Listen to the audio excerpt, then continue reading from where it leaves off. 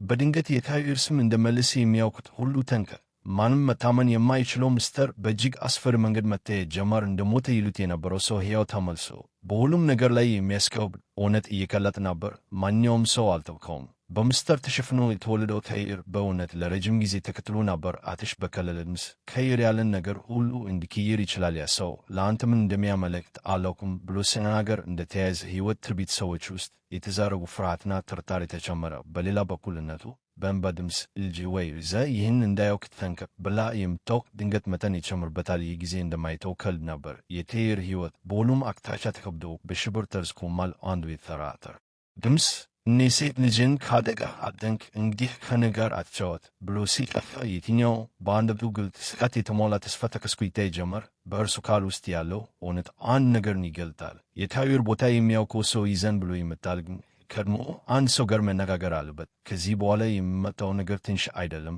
የአእምሮና የልብ ጦርነት መጀመር ነው። በእርግጥ ይህ ጊዜ እየተጠራጠረ ያለ እውነት